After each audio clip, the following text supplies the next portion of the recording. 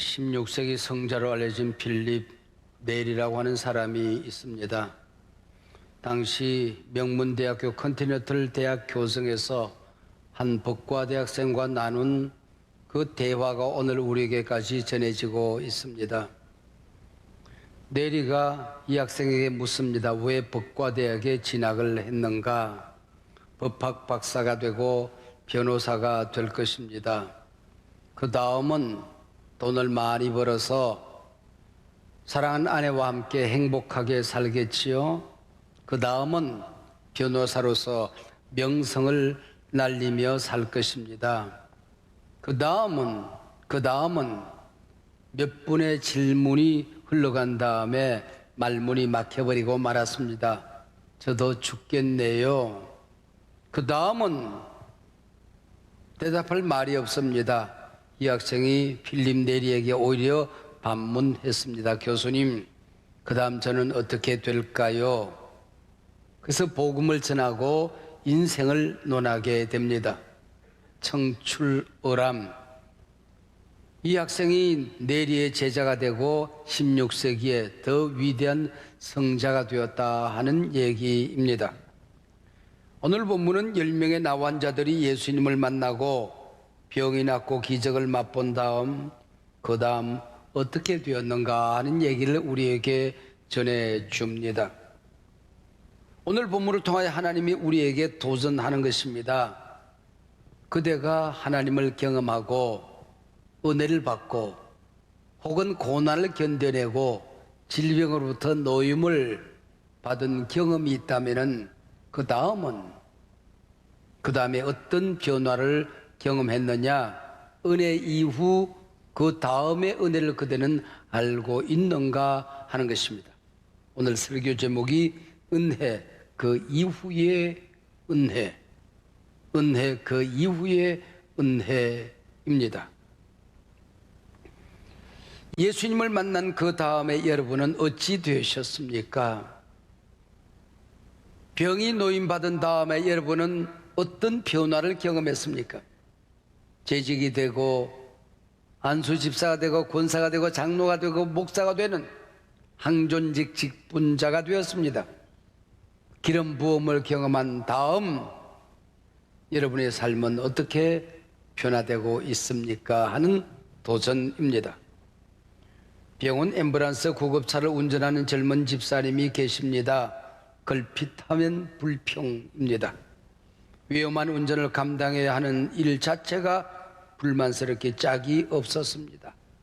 위험수당이 적다고 투덜거렸습니다. 그런 사이에 둘째 아이가 태어났어요.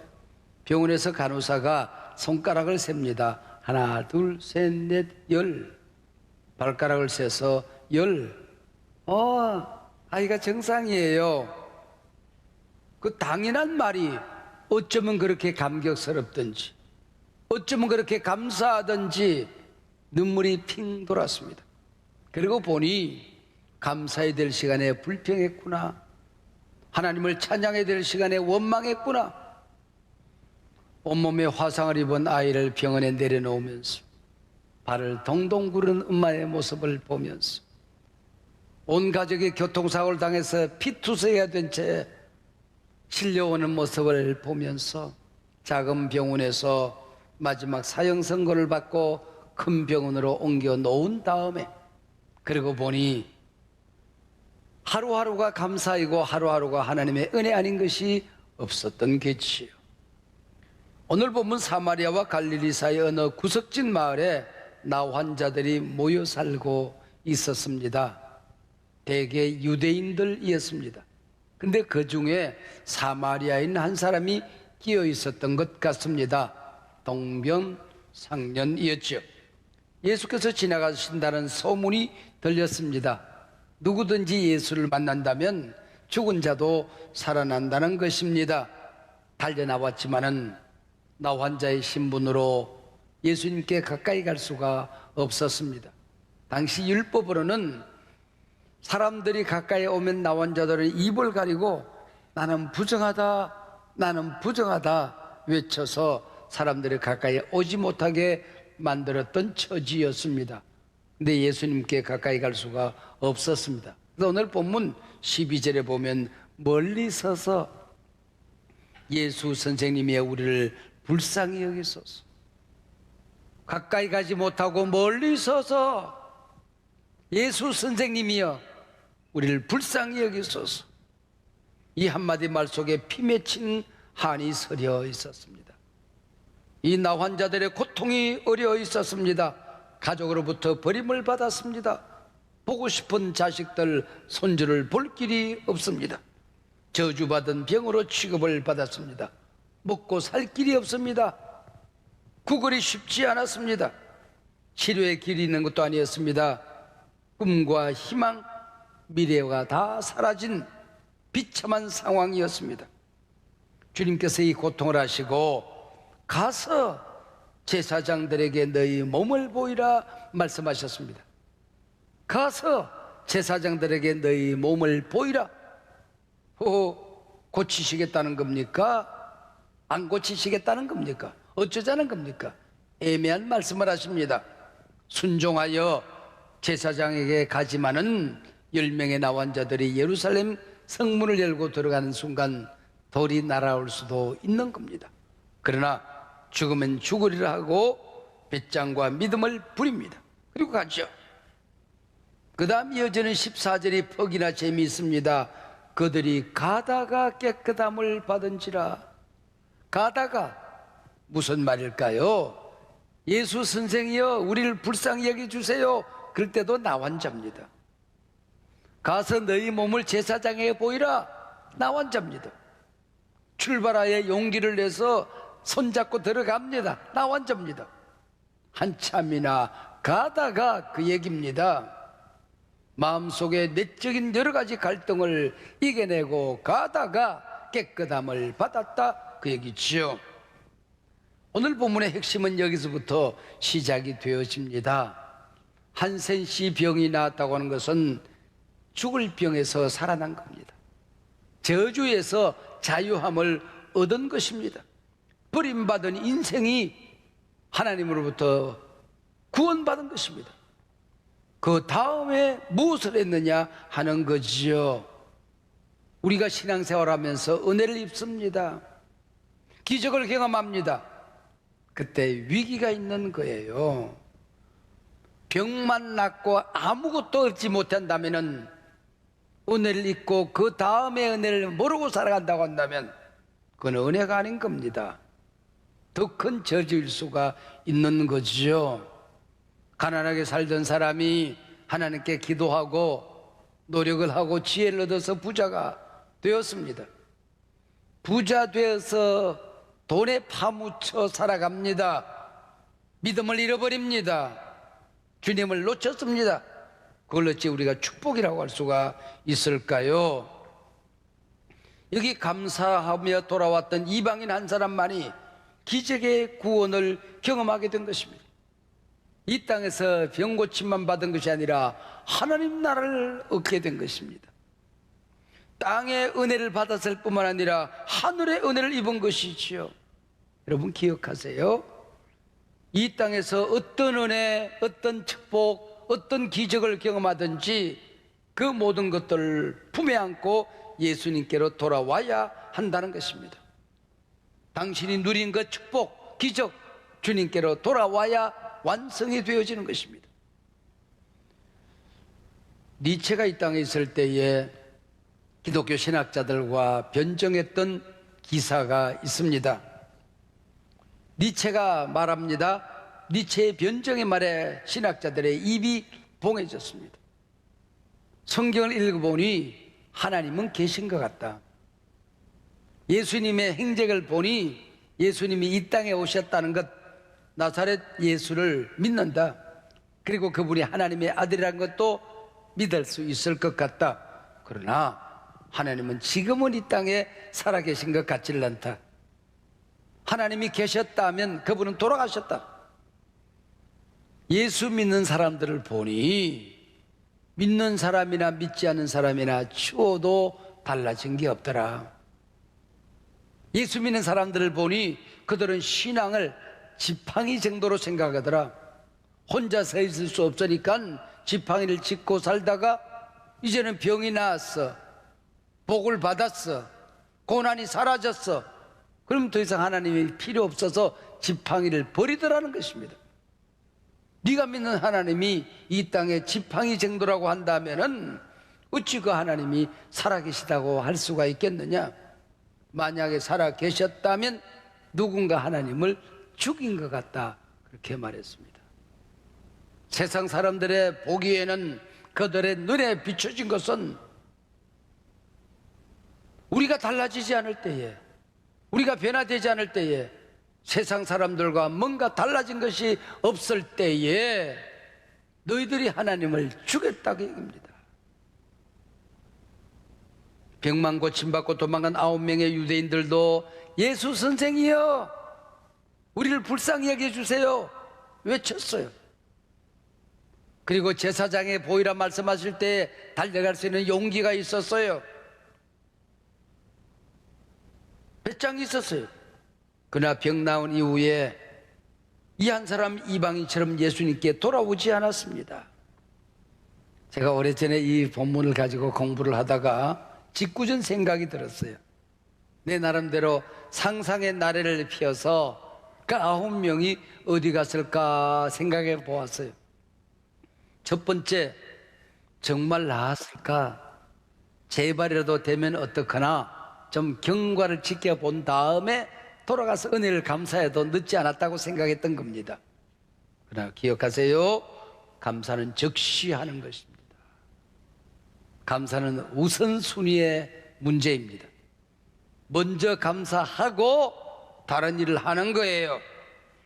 따지고 곱씹는 사람 하나님의 은혜를 경험할 수가 없는 것입니다. 두 번째 사람, 이 몸 가지고 예수님께 어찌 갈 수가 있겠느냐? 목욕이라도 하고 새 옷 갈아입고 계란줄이라도 사들고 찾아가서 감사를 하자. 여러분, 감사는 격식 이전의 것입니다. 마음이 있을 때 즉시 순종하는 것, 이게 감사예요. 세 번째 사람, 그분이 말씀 한마디 했다고 깨끗이 나았겠느냐고요. 그래서 내가 꽤 부지런하게 살지 않았어? 새벽부터 저녁까지 약초도 캐먹고 운동도 많이 하고 민간요법도 따르고, 그래서 하나님께 돌려야 될 찬양을 민간요법에 종기 영광 돌린 사람들이 있어요. 예수가 한 게 뭐 있어? 제사장에게 가서 보이라. 이거 외에 뭐가 있겠어? 그럼 너가 못하겠어.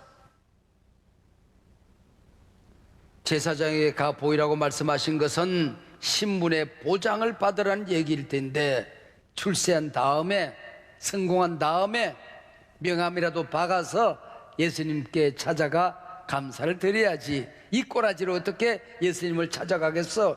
이런 사람도 있었던 것 같습니다. 어깨에 힘주고 하는 헌신, 폼 잡는 감사, 무효입니다. 여섯 번째 사람은 나병 환자로 있을 때 상처를 많이 받았어요. 집에서 자기를 끌어낸 동생, 마을을 지나갈 때 돌 던졌던 아이들, 침 뱉고 욕했던 사람들 찾아다니면서 복수하느라고 감사를 잊어버린 사람이 있을 수도 있습니다. 그리고 또 일곱 번째 사람은 제사장으로부터 고침받았다는 진단을 받았어요. 야호! 소리를 지르고 마을로 달려갑니다. 입구에서 친구를 만났어요. 친구하고 한잔. 그러다가 못 갔다 그런 얘기죠. 여덟 번째, 나 환자, 보고 싶은 사람 찾아다닙니다. 집에 갔더니 처갓집 식구들이 기다린답니다. 달려갔습니다. 이모네 집에, 건모네 집에.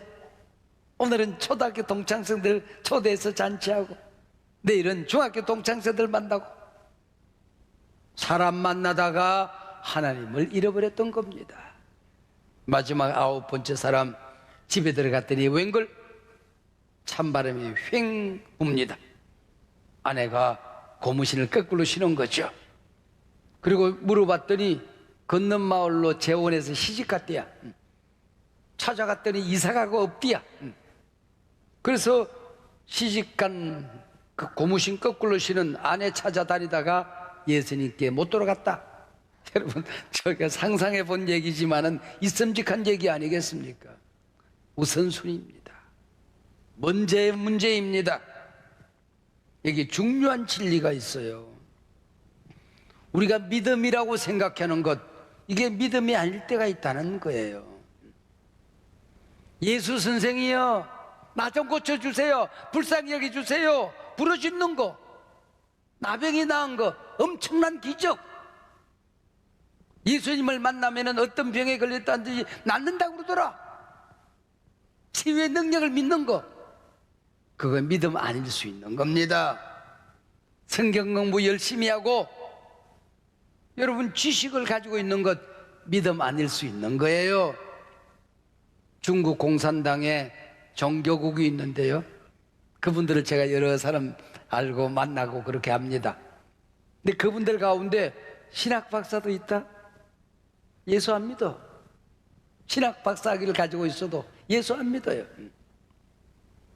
여러분, 교회 나와서 울고 불고 눈물을 흘리고 감동받고 거기서 끝나면 그게 믿음 아닌 거예요. 우는데 하나님 때문에 만나서 감격해서 변화된 자신을 보고 우는 것이 아니라 자기 한 타락하느라고 우는 사람이 있어요. 자기 신세 타령하느라고 우는 사람도 있는 거예요. 엉뚱한 이유 때문에 울었다고 그게 믿음 아닌 겁니다. 초대교회 선교사님이 설교를 하는데 우리나라 언어가 소통이 잘 안 되고 띄엄띄엄 한마디씩 합니다. 근데 앞에 있는 할머니가 첫 시간부터 눈물을 졸졸 흘리면서 은혜를 받아요. 그래서 예배가 끝난 다음에 그 할머니에게 가서 선교사님이 얘기합니다. 할머니, 어디서 그렇게 은혜가 되었어요? 그랬더니 할머니 아이고, 선교사님 눈가를 보니까 어저께 죽은 우리 고양이 생각이 나서. 그게 무슨 은혜이겠습니까? 여러분, 어려움이 있습니다. 신비적인 능력으로 기적을 경험했어요. 당신이 경험한 그 기적, 그걸로 끝나면은 허탕입니다. 내가 누리는 축복, 경험, 그 이후의 은혜의 세계를 우리가 알아야 한다는 거죠. 병이 나았다, 사업의 문이 열려졌다, 돈을 벌었다, 그것이 곧 믿음은 아닌 것입니다. 은혜, 그 이후의 은혜를 알아야 한다는 것입니다. 자, 이제 결론은 분명해졌습니다. 나병을 고침받은 이 은혜, 그 이후의 은혜가 뭡니까? 감사할 줄 아는 은혜입니다. 감사의 은혜까지 가야 한다는 거예요. 예수께로 돌아와 칭찬받고 구원받는 자리까지 가야 되는 것입니다. 내 믿음이 너를 구원하였느니라. 할렐루야. 내 믿음이 여기까지 가야 믿음이 되는 것입니다. 감사는 은혜, 그 이후의 은혜를 담는 그릇입니다. 그래서 일본의 우츠무라 간조는 그런 얘기를 했어요. 우리 하나님이 인생을 저주하실 때에 실패로, 고난으로 저주하지 않는다. 그 영혼이 메마르고 거칠어져서 감사하지 않게 만든다. 그게 저주다. 여러분, 하나님이 인생을 저주하고 진노하실 때 어떤 일이 일어나는 거 아니? 로마서 1장 21절에 보면은 감사치 아니하며 그랬습니다. 마땅히 감사해야 되는데 감사한 마음이 일어나지 않는 거예요. 그게 저주라는 거예요. 하나님의 진노라고 하는 것입니다. 여러분, 말세에 고통하는 때가 있을 터인데 개인적인 말세도 있고 역사적인 말세도 있어요. 시대적인 말세도 있어요. 우리가 살아가다가 이 세상 사람들이 걱정, 근심, 염려, 온갖 시름, 한숨, 한탄, 불평, 원망, 그걸로 꽉 시대가 차 있고 감사가 없는 시대, 그게 만나면은 말세인 줄 알아라, 그 얘기예요. 내가 이 땅에 살아가다가 나도 모르게 내 영혼이 감사가 없어. 만사가 불평이야. 모든 게 짜증이야. 원망이야. 아침부터 저녁까지 감사로 꽉 차도 모자랄 사람이 불평과 원망만 내려놓고 있으면은 저 인생 다 됐구나, 내 인생 말세구나 생각하면 틀림이 없다는 것입니다. 이게 바로 디모데후서 3장 2절의 말씀입니다. 가난할 때 돈 벌면 감사할 줄 알았지요? 돈 있을 때 감사합니까? 지금 당하고 있는 고난, 이거 해결해 주면 감사할 것 같지요? 그 고난 오기 전에 감사했습니까? 지금 가지고 있는 이 질병, 이거 나으면 감사할 것 같지요? 그 병 없고 건강할 때 감사했습니까? 자기 자신에게 물어보세요. 지금 고난 가운데, 질병 가운데, 고통 가운데, 가난한 가운데 감사치 않는 사람은 어떤 경우도 감사할 수 없는 것입니다. 기억하세요. 감사의 시제는 지금 이 시간입니다. Now and here. 지금 이 자리에서 드리는 게 감사이지, 환경 조건 달라지면 감사하리라 가짜입니다. 가짜 믿음입니다.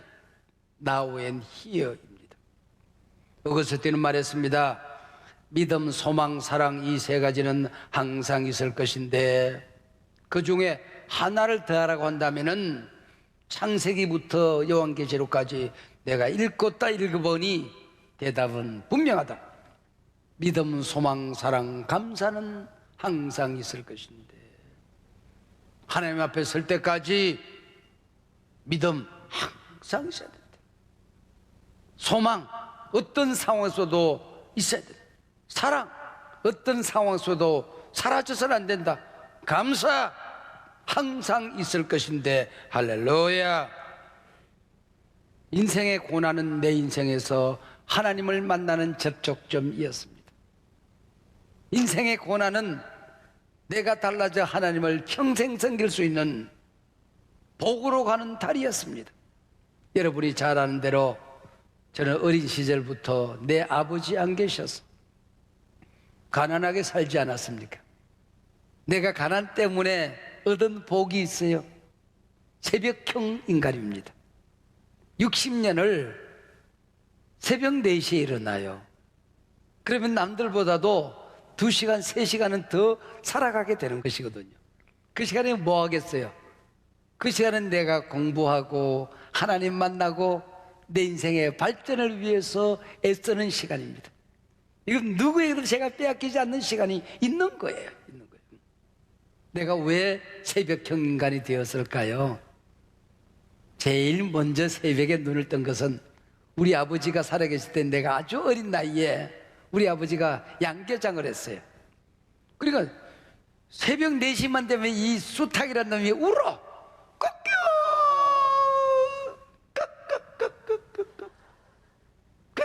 그럼 나도 일어나는 거야. 부시락. 그리고 일어나는 거야. 아버지 돌아가신 다음에는 우리 집 앞에 넘마지기가 있었어요. 천수답입니다. 자, 위에서 또랑을 타고 물이 내려와요. 그리고 위에서부터 물을 댑니다. 그러고 나면은 새벽녘이 돼야 우리 집에 물이 도착합니다. 그러면은 그걸 막고 우리 논으로 물이 흘러가게끔 해야 돼. 그 일을 내가 하는 겁니다. 어린아이가. 우리 엄마는 밤늦게까지 공장에서 일을 하시니까 또 하루 종일 일하셔야 되니까 새벽에 일어나서 그걸 내가 하는 거야. 봄, 여름에는 물꼬를 관리하기 위해서 일찍 일어났습니다. 가을이 되면요, 우리 동네는 집집마다 감나무가 참 많은 마을이었습니다. 근데 우리 집에는 감나무가 없어요. 그래서 가을이 되면 가몽씨가 익어서 그게 떨어지는데 땅바닥에 떨어지는 홍시는 못 먹습니다. 땅바닥에 탁 떨어져 팍 번져 있거든. 핥아 먹을 수도 없어요. 그럼 집더미에 떨어진 거, 그다음에 지붕에 떨어진 거, 풀숲에 떨어진 거, 이걸 새벽에 뛰어다니면서 담을 후딱후딱 뛰어넘으면서 홍시를 줍는 거예요.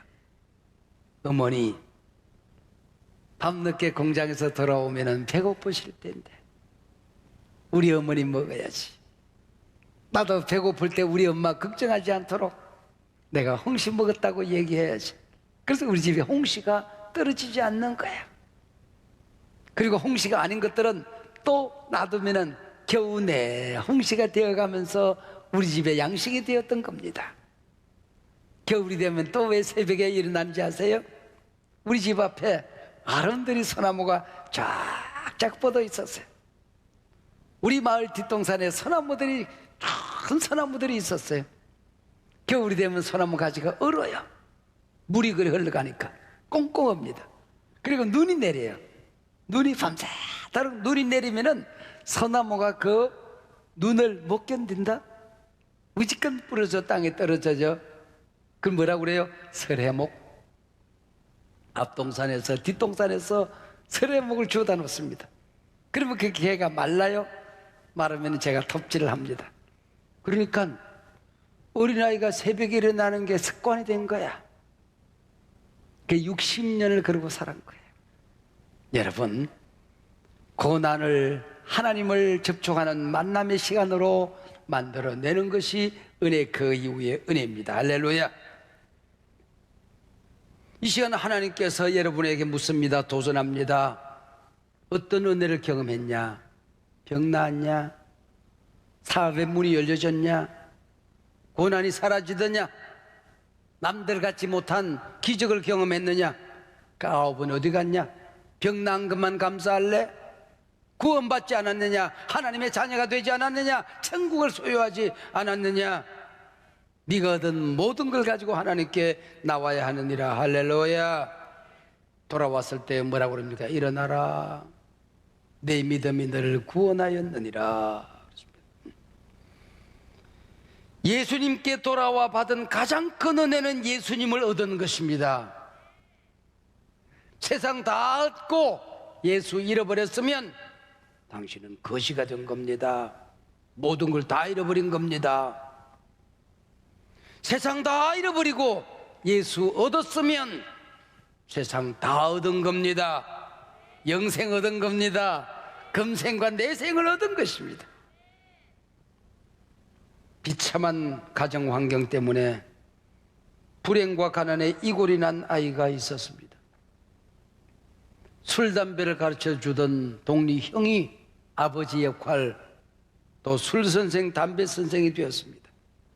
이 형아가 대학에 입학했다고 너덜너덜 떨어진 참고도서를 갖다 주었습니다.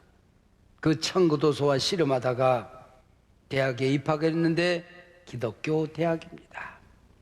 전도를 받아서 여학생 만나겠다는 생각 때문에 CCC 이런 캠프에 참석을 했습니다.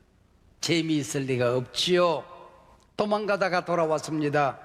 할아버지 김정근 목사님의 설교를 듣습니다. 모든 인간은 죄인입니다. 선한 사람도 악한 사람도 죄인입니다. 잘난 사람도 못난 사람도 죄인입니다. 박사학위 10개를 가져도 똑똑한 죄인일 뿐입니다. 난 놓고 기억자 몰라도 무식한 죄인입니다. 미스 코리아도 예쁜 죄인입니다. 아무리 많이 가져도 부자 죄인입니다. 아무리 이 세상에서 착해도 선한 죄인입니다. 이 한 번 설교에 장애인 누나를 두들겨 팼던 그 기억이 성광처럼 지나가고 주마등처럼 지나갑니다. 하나님 앞에 무릎을 꿇고 통곡이 터져나오는 것입니다. 하나님 앞에 용서해달라고 울부짖기 시작합니다. 용서받고 구원받아 그 은혜가 감사해서, 하나님의 은혜에 감사해서 CCC 간사로 헌신합니다. 신분을 밝힐 수 없는 중국 땅을 찾아가서 26년 동안 복음을 전합니다. 목사가 되어서 지금도 복음을 전합니다. 지난 목요일 이 자리에 있었던 이성재 목사님 얘기 아닙니까? 사랑하는 여러분, 말씀을 맺습니다. 여러분 지금 실패하고 계십니까? 실패하고 주님께 돌아와야 합니다. 돌아와서 주님 만나면 그게 은혜입니다. 성공하고도 예수 잃어버리면 망한 겁니다. 성공하고도 예수께 돌아와야 합니다. 그 성공을 주님께 돌려드려야 되는 것입니다. 심지어는 죄 짓고도 주님 앞으로 돌아와야 합니다. 돌아오면 용서받습니다. 그 죄가 은혜 이후의 은혜가 되는 것입니다. 주님 앞에 돌아오면 더 큰 길 만들어지고 더 큰 기적이 여러분 앞에 일어나게 될 줄로 믿습니다. 가라, 내 믿음이 너를 구원하였느니라. 할렐루야.